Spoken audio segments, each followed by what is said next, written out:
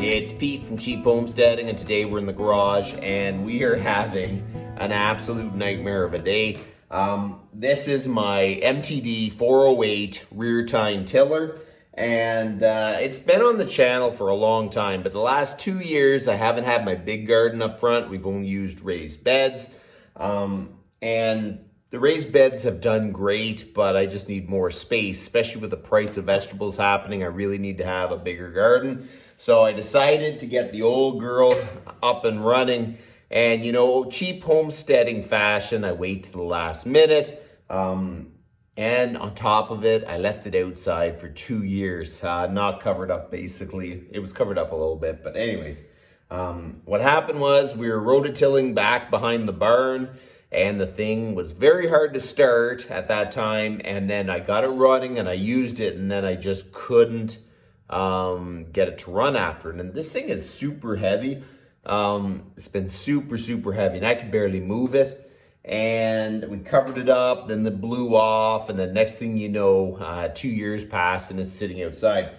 So this year I said I'm gonna get this up and going, so I'm gonna get it in here early. So I dug it out of the snow. We got it in the garage, and I haven't touched it till now. It's the beginning of May, and I need this rototiller running because the garden is, I plowed it last year, but it's starting to grow up. So it's looking horrible, and I need to get in there to give it a good till, let it sit for a little bit, and then I can give it another till, and then we can start planting.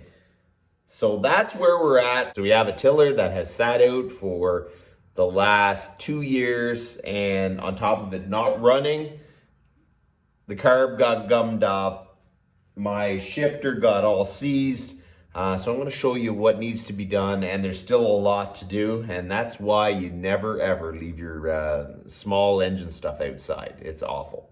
Here is my MTD 408 tiller, and it's an absolute beast of a tiller. It's got ag tires on it and everything. It's a great old tiller. And this is the list of stuff that's happened to it, okay? The common stuff, like, you know, the carburetor's just fully gummed up, so I put a new carburetor on it. I went to start it, the pull cord was stuck, so I had to pull that all off. Then I didn't have any spark, so then I went in there and I cleaned off the magnets and the coil, and it still didn't have any spark, so I had to pull the flywheel off, and then clean the points, put it together. Now I have spark, so I went to start it, it wouldn't fire up. Then I did a compression test on it, and it has 60 pounds of compression. So now this thing has very little compression. She ain't gonna start, and we're gonna have to try to isolate what is the cause. It didn't smoke bad when I was running it before, so my chances are it's not the rings, but you just don't know. So we're gonna get back to that, but this is your Tine drive, and I'm not done. I gotta get a roll pin for there, but this thing was seized. I couldn't get it to move. I pulled this off, I freed it up. It was actually kind of scary. I thought I'd have to start tearing it all down, take the gearbox apart, but we got it freed up. Works good now. And on top of it, I still need to fix the tine. It's wore really bad.